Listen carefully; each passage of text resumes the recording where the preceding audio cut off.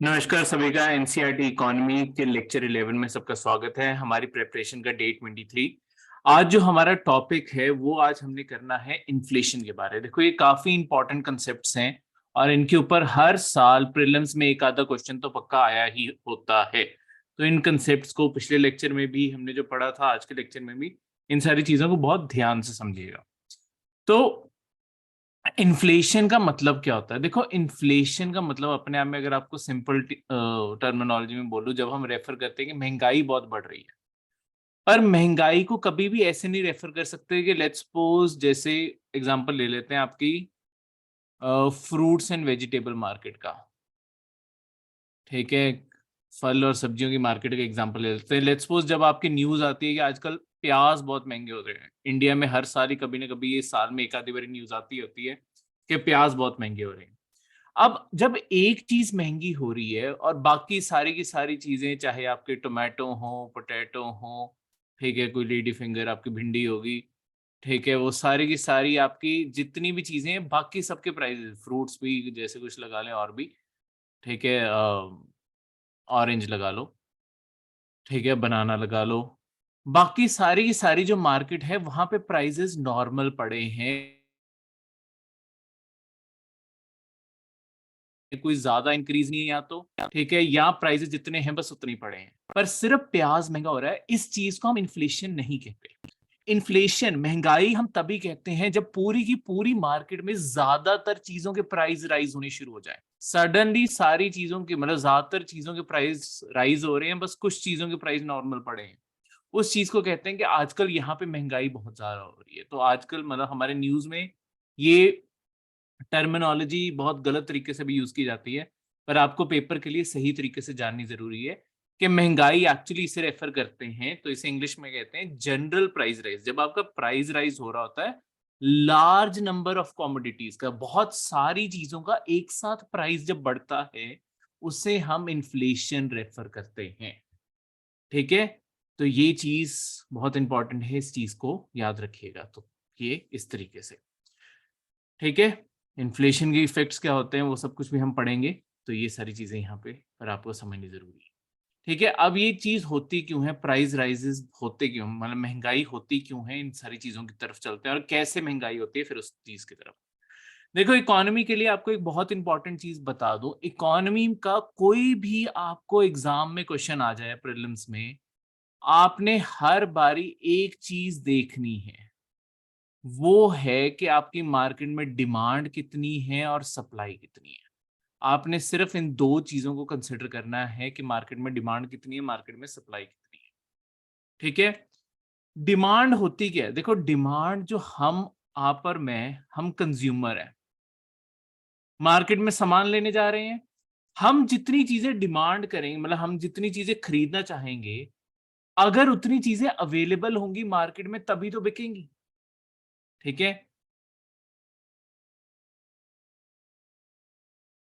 इसका मैं एक एग्जांपल देता हूँ। लेट्स सपोज जैसे आप दुकानदार हो, ठीक है, इस साइड पे जो पर्सन है, आप शॉपकीपर हो, आपकी दुकान है, ठीक है, आप शॉपकीपर हो, तो आप इस साइड पे खड़े हो, आपकी दुकान पे तीन लोग आ जाते हैं, ए, बी और सी। तीन लोग एक साथ आए हैं, एक साथ आए हैं बिल्कुल एक ही टाइम पे।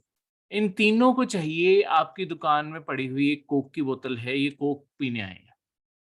ठीक है, और सिचुएशन ये है कि आपकी दुकान में सिर्फ एक ही कोक की बोतल रह गई है। अब सारे सिनेरियो, ये तीनों एक साथ ही आए हैं और तीनों बिना लिए नहीं जाना चाहते, मतलब तीनों, ऐसा कोई नहीं है कि जो छोड़ना चाहेगा।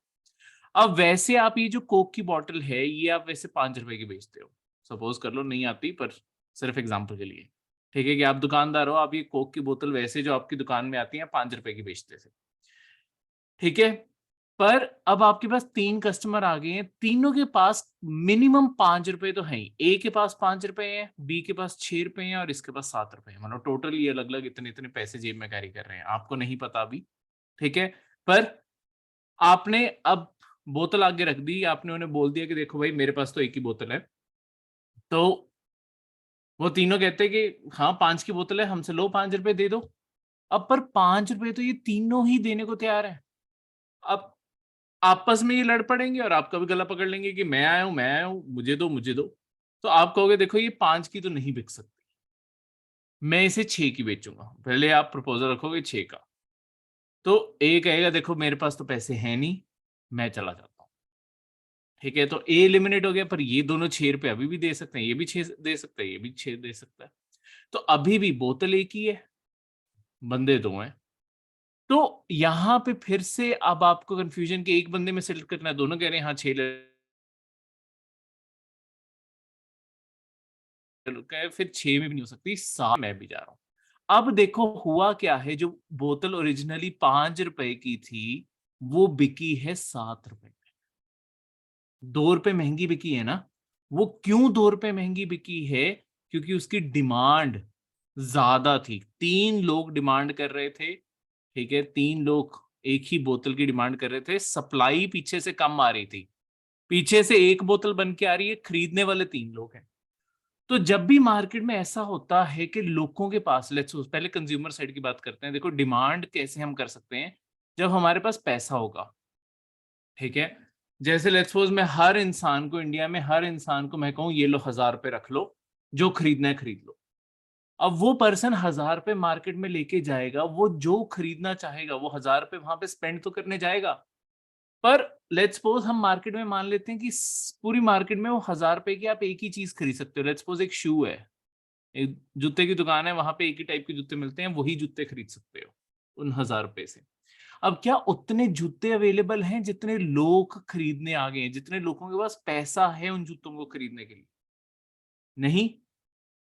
इसी कारण आपका होता क्या है कि आपकी जब भी डिमांड ज्यादा होगी, यानी कि आपके लोगों के पास पैसा ज्यादा होगा, वो चीज कभी भी उतनी, और पीछे सप्लाई कम आ रही होगी, जैसे एक बोतल आ रही है 3 खरीदने वाले लोग हैं, यानी कि तीनों के पास 5-5 रुपए तो है ही। ठीक है, 5-5 तो मिनिमम है ही ना। तो अगर तीनों के पास उतने पैसे हैं पर पीछे सप्लाई उतनी नहीं आ रही, प्राइजेस अपने आप बढ़ाने पड़ेंगे, ताकि डिमांड और सप्लाई आपस में बैलेंस की जा सके। जितनी डिमांड है उतनी ही सप्लाई भी इंश्योर की जा सके। ऑब्वियसली अगर सप्लाई ज्यादा नहीं बन रही है तो उसका प्राइस उठा दिया जाता है, ताकि जो खरीद सकता है वही खरीद पाए। देखो लेट्स सपोज 1 लाख रुपए का टीवी है।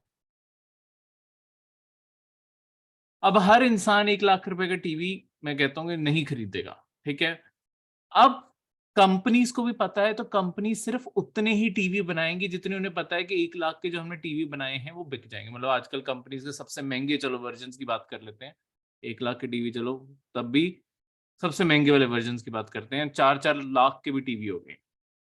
अब 4 लाख का टीवी जो एक कंपनी लॉन्च कर रही है, उन्हें भी पता है कि इसे ज्यादातर लोग इंडिया में खरीदने ही नहीं वाले।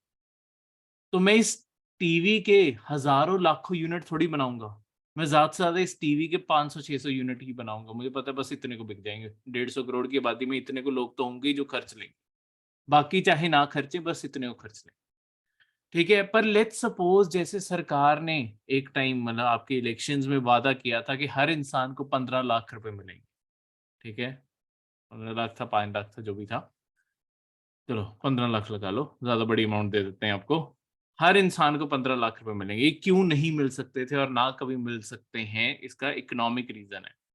क्योंकि देखो आज किसी भी इंसान के पास, आपके मेरे और बाकी जितने भी कंज्यूमर्स हैं इंडिया में, सबके पास मिनिमम कितने पैसे हो सकते हैं? मिनिमम 0 हो सकता है। ठीक है, कि कम, सबसे नीचे कम यही है। पर अगर हर इंसान को मैं 15 लाख रुपए दे दूं, मिनिमम नंबर 15 लाख हो जाएगा, क्योंकि हर इंसान के पास ही 15 लाख है। तो आज आपको अगर सोच के लग रहा होगा 15 लाख में तो बहुत कुछ आ सकता है, पर जब हर इंसान के पास 15 लाख हैं, तो 15 लाख का कुछ भी नहीं आएगा, एक टॉफी भी नहीं आएगी, क्योंकि वो तो हर इंसान के पास है 15 लाख। प्राइजेस अपने आप बढ़ जाएंगे, क्योंकि डिमांड और सप्लाई हमेशा अपने आप को बैलेंस करती है। पेरेंट्स को कहते हुए एक चीज सुना होगा, उसका मैं बाद में आपको रीजन भी बताऊंगा, कि हमारे जमाने में, जैसे मूवी टिकट्स की बात करते हैं, हमारे जमाने में तो 2 रुपए की मूवी टिकट आ जाती थी, तुम्हारे टाइम पे 200 की भी नहीं आ रही।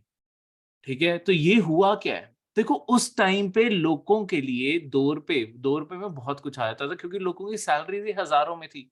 1,000 रुपए, 2,000 रुपए, मतलब ये भी 5-5 हजार रुपए अच्छी सैलरीज मानी जाती थी। आज किसी को अगर तुम बोलोगे कि इतनी को सैलरी में गुजारा कर ले, कोई नहीं कर सकता। तो ये हुआ क्या है, ये इतना ज्यादा जो ये गैप आया है, क्योंकि हर इंसान के पास पैसा बढ़ता गया। जब पैसा बढ़ता गया, लोगों ने इसके ऊपर खर्चा किया। ठीक है, लोगों ने इसी पैसे को खर्च किया। तो जब भी लोग खर्च करेंगे, हमेशा कोई ना कोई मतलब वो डिमांड रेस करेंगे। ठीक है, डिमांड की तरफ एक पॉइंट कर दो, वो डिमांड रेस करेंगे। पर डिमांड तभी हो सकती है जब उस पीछे फैक्ट्री में उतना सामान बन रहा होगा। अगर नहीं बनेगा तो उसका प्राइस बढ़ता जाएगा और उस लेवल पे आ जाएगा जहां पे अब उसका सूटेबल प्राइस है। ठीक है, तो वो अपने आप इंक्रीज होता है। तो इसी कारण आपकी ये सैलरीज भी बढ़ी। सैलरीज के कारण लोगों के हाथ में पैसा बढ़ा तो ऑब्वियसली खर्चा भी बढ़ेगा। ठीक है, ये है डिमांड की साइड। मतलब महंगाई इस तरीके से, वन ऑफ द एंगल ये है कि जब भी आपका लोगों के पास पैसा ज्यादा होगा, लोग खर्चा ज्यादा करेंगे और उसके कारण महंगाई ज्यादा होगी। जब पीछे से सप्लाई कम आ रही है और डिमांड करने वाले लोग ज्यादा हैं, तो अपने आप प्राइसेस आपके बढ़ जाएंगे। ठीक है, एक तो आपका ये एंगल हो गया। दूसरा एंगल जो है यहाँ पे वो है कि जब आपकी जो फैक्ट्री लेवल है, देखो वहां पे भी चीजें महंगी हो सकती हैं। देखो, फैक्ट्री को चाहिए सबसे पहले लेबर।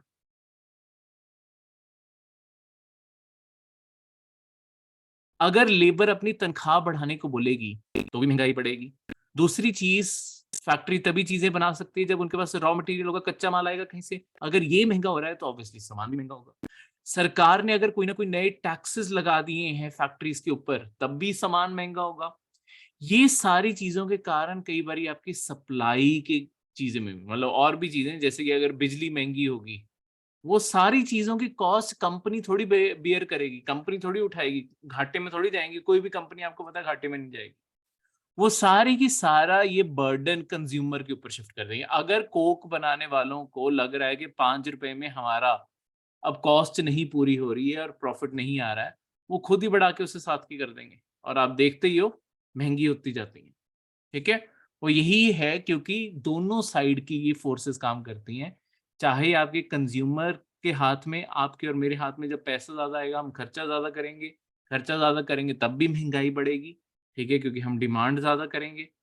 दूसरी साइड पे अगर फैक्ट्री को लगेगा कि मुझे ये बोतल बनाते हुए बहुत ज्यादा खर्चा लग रहा है, तो वो भी प्राइस बढ़ा सकते हैं। इस दोनों साइड से आपकी महंगाई हमेशा बढ़ सकती होती है। तो मतलब ये दोनों फैक्टर होते हैं, डिमांड और सप्लाई।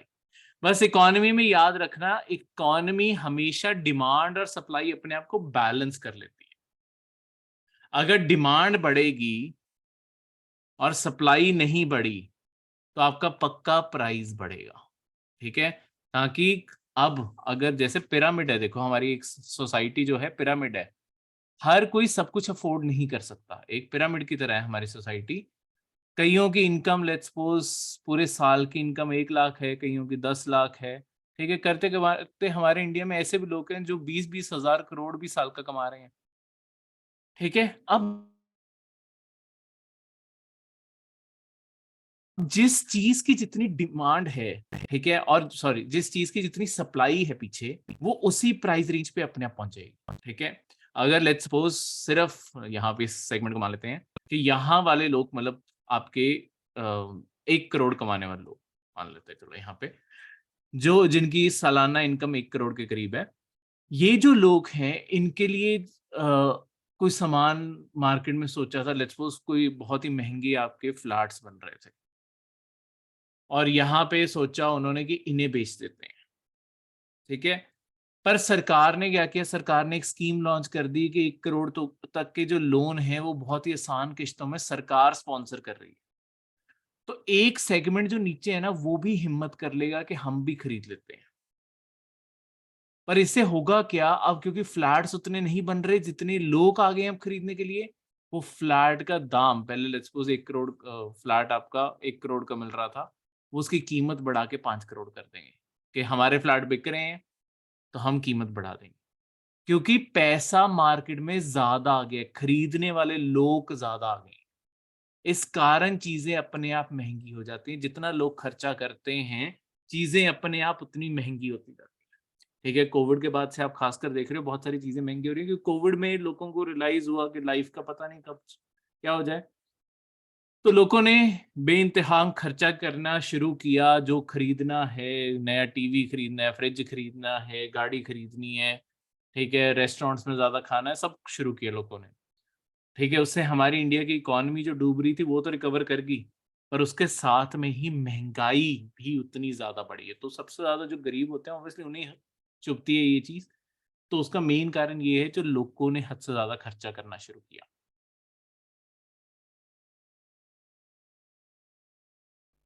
ठीक है? और उस ले पॉइंट पे फैक्ट्रीज़ में प्रॉब्लम चल रही थी कोविड में, तो दोनों साइड पे आपकी प्रॉब्लम आई थी। ठीक है? तब से लगातार महँगाई बढ़ती जा रही है, कंट्रोल में अभी तक नहीं आई है। नेक्स्ट है, इसी चीज़ को अब इन्हें ना डिफाइन करते हैं कि महँगाई किस साइड से बढ़ रही है। एक होता है डिमांड पुल इन्फ्लेशन, पुल होता है खींचना अपनी तरफ। देखो जब भी आपके कंज्यूमर जो हैं वो पैसा खर्चेंगे, देखो इसके लिए एक स्टेटमेंट भी बोली जाती है, too much money chasing too little goods. इसका मतलब क्या होता है? टू मच मनी यानी कि आपके कंज्यूमर्स के पास बहुत सारा पैसा है, मतलब कंज्यूमर्स के पास वो चीजें खरीदने के लिए पैसा है। टू लिटिल गुड्स, पर पीछे जो फैक्ट्रीज हैं वहां पे उतना सामान नहीं बन रहा। मतलब ये जो एग्जांपल मैंने आपको यहाँ बताया, जहाँ पे 3 लोग आ गए एक बोतल खरीदने के लिए, तो इन तीनों के पास कम से कम 5 रुपए तो थे। तो टू मच मनी, मतलब 5 रुपए कहोगे टू मच तो नहीं है, ठीक है, पर इस केस में जब बोतल 5 रुपए की है और इन तीनों के पास मिनिमम 5 रुपए तो है ही है, 5 तो निकल ही आएंगे, तो इसे कहेंगे कि पैसा लोगों के पास ज्यादा आया हुआ है पर उतना सामान नहीं बन रहा।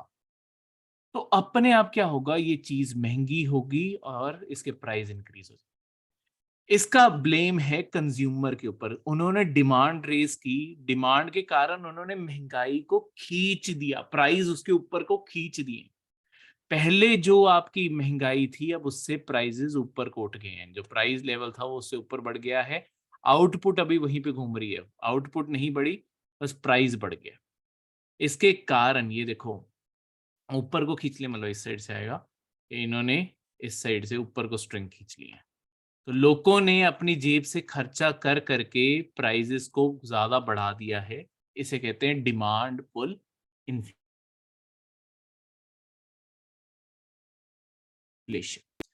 दूसरी जो मैंने आपको प्राइजेस बढ़ते हैं उसे हम कहते हैं कॉस्ट पुश इन्फ्लेशन। जब भी सामान बनाना महंगा हो जाएगा, कॉस्ट कॉस्ट पड़ती है हमेशा फैक्ट्रीज को कि सामान बनेगा कितना, उन्होंने अगर किया तो वो हमेशा नीचे से प्राइजेस पुश हो जाएंगे ऊपर को। ठीक है, तो इसे हम कहेंगे कॉस्ट पुश इन्फ्लेशन। जैसे तेल महंगा हो रहा है तो जो कंपनीज तेल यूज कर रही हैं या इंजन्स चला रही हैं या मशीन्स चला रही हैं, ऑब्वियसली वो कंज्यूमर के ऊपर सारा बर्डन डालेंगी। तनख्वाहें बढ़ी फिर से, ठीक है, rising import, devaluation, rising import price, ये आगे डिवैल्यूएशन वाला हम पार्ट करेंगे। ठीक है, फूड और एनर्जी प्राइसेस बढ़ रहे हैं, आपका टैक्स बढ़ रहा है, वैट की जगह अब जीएसटी हो गया, कुछ भी हो गया, या कोई और डायरेक्ट टैक्स बढ़ गया, कोई भी टैक्सेस लगा लो बस। ठीक है, तो ये सारी की सारी चीजें आपकी, वैट तो खत्म हो गया क्योंकि, तो टैक्सेस लगा लो। टैक्सेस अगर बढ़ते हैं तो ये सारी, अगर जब भी फैक्ट्री की लेवल पे कॉस्ट बढ़ेगी वो सारी की सारी इस तरीके से होगी। अब देखो इन्फ्लेशन का पैसे के ऊपर क्या असर होता है। अब उसी चीज के ऊपर वापस चलते हैं जो मैंने आपको बोला कि देखो पेरेंट्स आपके कहते हैं हमारे यहाँ पे 2 रुपए की मूवी की टिकट आ जाती थी, तुम्हारी 200 की आ रही है, तो देखो कितनी महंगाई बढ़ रही है। अब हुआ क्या है, उस जमाने से अब के जमाने में सैलरीज भी तो बढ़ी हैं, पर सैलरी बढ़ाने की जरूरत क्यों पड़ती है, और क्या सैलरी बढ़ाना मतलब सिर्फ बेसिक अगर राइज है तो वो कोई प्रॉब्लम सॉल्व करती है या नहीं करती। देखो लोगों को खुशी जरूर होती है कि सैलरी बढ़ गई, पर क्या सैलरी बढ़ने का कोई फर्क पड़ता है या नहीं पड़ता, वो एक चीज जाननी यहाँ पे बहुत ज्यादा जरूरी है। अब इसका मैं आपको लॉजिक बताता हूँ। ठीक है, देखो एक कंसेप्ट है इन्फ्लेशन से जुड़ा हुआ, वो है कि आपकी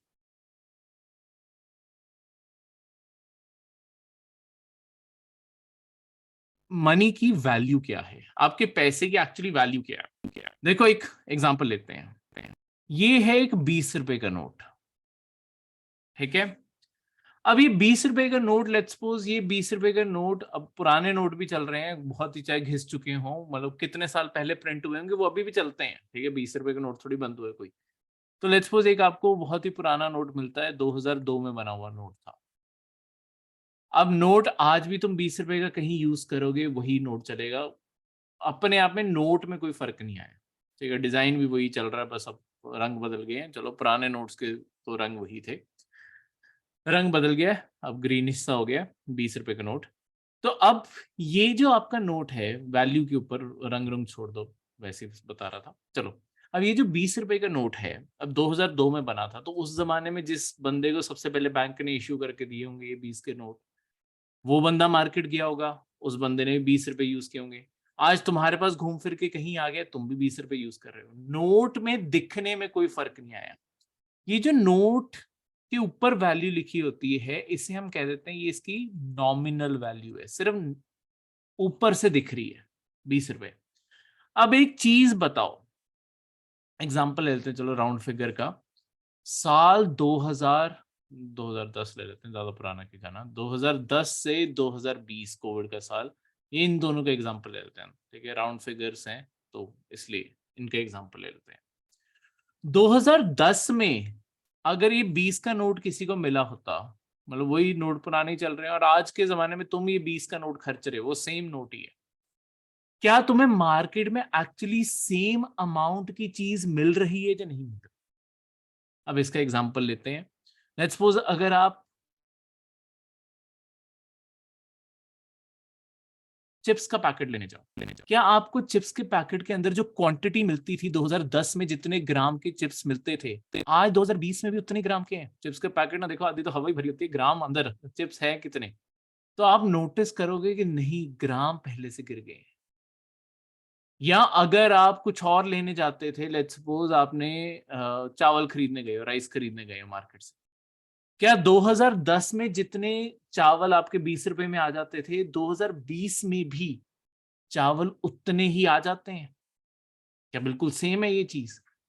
तो इस चीज को जब आप देखोगे, आप चीज जो है वो रियलाइज ये करोगे कि क्वांटिटी कम होगी। तो इसका मतलब क्या, नोट तो वही था। होता क्या है कि देखो, आपकी जो ये करेंसी का नोट है, एक तो है इसके ऊपर वैल्यू क्या लिखी है, दूसरी चीज होती है कि आपको कितने वैल्यू का सम्मान दिला सकते हैं, उसे हम कहते हैं इस नोट के रियल वैल्यू कितनी है। ये कोक का एग्जांपल देता हूं, देखो 2010 के करीब ना, जो आपकी कोक की बोतल होती थी 600 ml की, वो बोतल आपकी 15 रुपए के करीब थी। आज यही 600 ml की बोतल, अब मुझे एग्जैक्ट प्राइस तो नहीं पता, पर रफली चलो 40 रुपए के करीब होगी। अब इसका क्या मतलब है? इसका ये मतलब है कि आज अगर मैं 40 रुपए जो खर्च कर रहा हूं, इसकी वैल्यू 2010 के 15 रुपए के बराबर है। हर चीज मार्केट में इतनी इतनी ही महंगी हुई होगी, ठीक है, मतलब आज के जो 40 रुपए हैं, अगर आप मार्केट में आज 40 रुपए खर्च कर रहे हो, आपको सामान उतना ही आ रहा है जितना 2010 में 15 रुपए खर्च के आ रहा था। ये फिर क्यों हुआ है?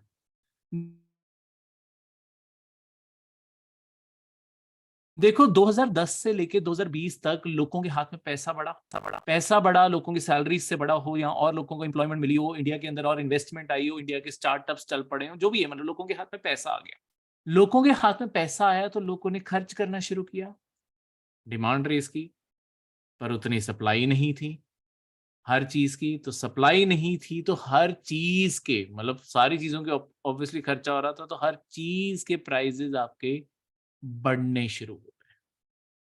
जब हर चीज के प्राइसेस आपके बढ़ने शुरू हो गए, तो ऑब्वियसली लोगों को फिर धीरे धीरे तंगी लगने लगती है। लोग अपने एम्प्लॉयर से कहते हैं कि हमारी तनख्वाह बढ़ा दो। एम्प्लॉयर को अगर ठीक लगता है, हाँ, वो भी तनख्वाह बढ़ा देते हैं, पर वो तनख्वाह बढ़ाएंगे तो और पैसा मार्केट में जाएगा। लोगों को लग रहा है अभी के लिए हमारे लिए आसानी होगी, पर वो फिर से प्राइस इतना बढ़ जाएगा कि जो 15 है वो 40 का हो जाएगा। तो इस तरीके का इंक्रीज जो मार्केट में लगातार आता रहता है, वो इसी पे डिपेंड करता है कि कितना पैसा है। पर अब पैसे की इसीलिए दो चीजों की वैल्यू होती है, कि एक होती है नॉमिनल वैल्यू और एक होती है रियल वैल्यू। नॉमिनल जो उसके नोट के ऊपर जो वैल्यू लिखी है 20 रुपए, वो तो 2010 में भी लिखी थी, आज भी लिखी। रियल वैल्यू है कि वो मार्केट में आपको खरीद के क्या दे सकता है, क्या 2010 में जितना सामान 20 के नोट से आ रहा था आज भी वही आ रहा है? नहीं।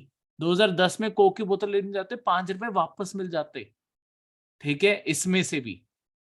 आज 2020 मतलब आज तो नहीं, हो गए साल, कोविड में 2020 में मतलब चलो आज भी रेट 40 के आसपास ही होगा, मुझे नहीं पता एग्जैक्ट रेट, पर चलो आज भी लगा लो कि 40 के आसपास ही होगा, ठीक है। तो आज 40 की बोतल अगर आप लेने जा रहे हो और अगर आपको वो कह रहे हैं कि 20 के 2 नोट देने पड़ गए, पहले 5 रुपए भी वापस आ रहे थे, अब 20 के भी 2 नोट जा रहे हैं, तो ऑब्वियसली ये होता है, इस चीज को कहते हैं कि जब भी आपकी इन्फ्लेशन होते हैं ना, इन्फ्लेशन से एक कंसेप्ट होता है, अब इस चीज के ऊपर आता हूं, वो होता है कि आपकी जो मनी की रियल वैल्यू है, मनी इज रियल वैल्यू, असली वैल्यू जो है मनी की, वो खत्म होती जाती है, इरोड होती जाती है। आपको ज्यादा पैसा खर्च करना पड़ेगा सेम अमाउंट की चीज लेने के लिए, ठीक है, आपको और ज्यादा पैसा खर्च करना पड़ेगा। तो ऑब्वियसली लॉन्ग टर्म में अगर आप देखो, अगर थोड़ा थोड़ा सैलरी राइज हो रहा है हर साल, अगर थोड़ी थोड़ी सैलरी बढ़ रही है, उसका एक्चुअली कोई फायदा नहीं होता, क्योंकि उतनी तो महंगाई बढ़ गई है। अगर किसी एम्प्लॉय को पिछले साल 10 रुपए मिल रहे थे, इस साल 15 रुपए मिलने लग गए, पर आपकी महंगाई भी इतनी कोई बढ़ी है, तो उसे लग रहा होगा कि मेरे अकाउंट में अब पैसे ज्यादा आ रहे हैं, पर उसे अल्टीमेटली जब वो खर्चा करने जाएगा महीने के एंड में देखेगा यार बच फिर कुछ नहीं रहा। क्यों नहीं बच रहा? बाकी सारी चीजें भी तो महंगी हुई हैं। इसे कहते हैं कि जो पैसा है उसकी वैल्यू इरोड होगी, उड़गी, खत्म होगी। तो ये है आपकी मनी रियल वैल्यू इरोजन की प्रॉब्लम, ठीक है, क्लियर है? तो इस तरीके से ये चीज। अब ये जो आपका कंसेप्ट है, इससे अब इन्फ्लेशन के कंसेप्ट के ऊपर वापस आते हैं। देखो इन्फ्लेशन अब फिर इकोनॉमी के लिए अच्छी है या बुरी है? सुनने में तो बुरी लग रही है। देखो इन्फ्लेशन अपने आप में कितने परसेंट पे घूम रही है ना, ये बहुत ज्यादा डिपेंड करता है। अगर तो इन्फ्लेशन थोड़ी थोड़ी है, लो इन्फ्लेशन, लो इन्फ्लेशन का मतलब है सिंगल डिजिट में घूम रही है, 1% से लेके आपके 9% के बीच बीच में, मतलब मैक्सिमम 9% भी बहुत ही हाईलाइटिंग हो जाता है, पर चलो अभी भी सिंगल डिजिट में है।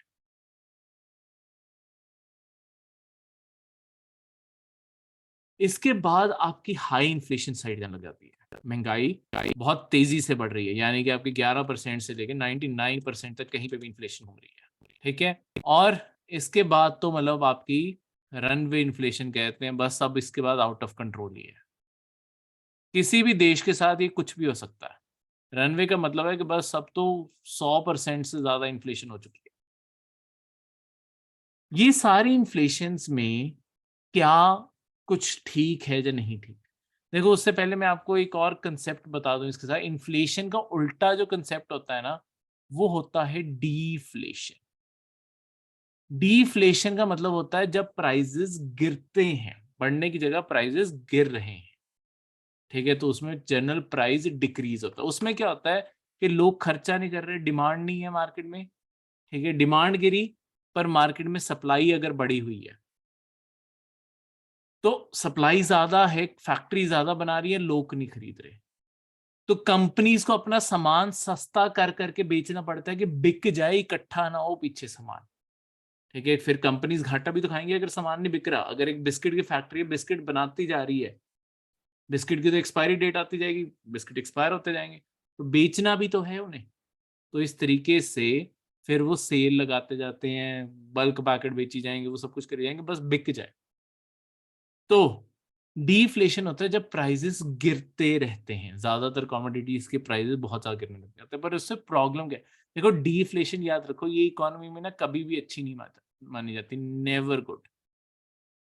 डीफ्लेशन कभी अच्छी नहीं होती। क्यों डीफ्लेशन अच्छी नहीं होती? देखो फैक्ट्री लेवल पे अगर सामान नहीं बिक पा रहा, यहाँ पे जितने भी वर्कर लगे हैं, एक टाइम पे कंपनी अपना खर्चा कट करने की कोशिश करेगी, तो खर्चा कर देगी ना। अगर एक बिस्किट की फैक्ट्री को दिख रहा है मेरे बिस्किट के पैकेट नहीं बिक रहे हैं, तो वो क्या करेगी? वो कहेगी बिस्किट बनाना कम कर दो। बिस्किट बनाने के लिए वो क्या करेगी? सारे वर्कर्स को निकालना शुरू कर देगी, वो सारे के सारे बेरोजगार हो जाएंगे, अनएम्प्लॉयड हो जाएंगे। जो कभी भी इकोनॉमी में अच्छी चीज नहीं मानी जाती, कि आपके लोगों की नौकरियां जा रही हैं, ठीक है, फैक्ट्रियां बंद भी हो सकती हैं। तो ये सारी प्रॉब्लम हम नहीं चाहते। तो डीफ्लेशन तो कभी भी नहीं अच्छी होती जब आपके प्राइसेस गिर रहे हैं। लो इन्फ्लेशन को अच्छा माना जाता है। अब इन सारे केसेस में क्यों अच्छा माना जाता है? देखो, लो इन्फ्लेशन का मतलब है कि आपकी डिमांड जो है, मार्केट में डिमांड बनी हुई है, पर वो डिमांड इतनी ज्यादा नहीं है। मतलब डिमांड बनी हुई है, प्राइसेस चाहे बढ़ रहे हैं, पर वो इतनी ज्यादा नहीं है कि सारी मार्केट को हिला के रख दे, लोगों का भरोसा उठ जाए। पर वो डिमांड इतनी है कि फैक्ट्रीज को ना हर टाइम इंकरेजमेंट मिलती रहेगी कि हम जितना सामान बना रहे हैं वो बिक रहा है, तो हमें और ज्यादा बनाने की जरूरत है, प्रोडक्शन और बढ़ाने की जरूरत है, ताकि सप्लाई डिमांड से मैच कर जाए। ठीक है, तो वो और वर्कर्स को हायर करेंगे, और ज्यादा प्रोडक्शन बढ़ाएंगे, और ज्यादा सरकार को भी टैक्सेस मिलेंगे, तो इस कारण वो लगातार इन्वेस्ट कर रहे हो, तो आपकी इकोनॉमी ग्रो करेगी। तो लो इन्फ्लेशन, जहां पे थोड़ी थोड़ी महंगाई हो रही हो, उसे अच्छा माना जाता है। ठीक है। अब वहीं पे दूसरी साइड पे, जहां पे अगर हाई इन्फ्लेशन आ गई, हाई इन्फ्लेशन और रनवे इन्फ्लेशन, ये आपकी कई कंट्रीज में आई है, जैसे कि थोड़े पुराने एग्जांपल देशों में वेनेजुएला, लेटेस्ट श्रीलंका भी इसका ही एग्जांपल रहा है, पाकिस्तान, इन सारी जगहों पे, पाकिस्तान में रनवे इन्फ्लेशन नहीं है, ठीक है, वेनेजुएला जैसी कंट्रीज में तो खासकर वहां की करेंसी बेकार हो चुकी है।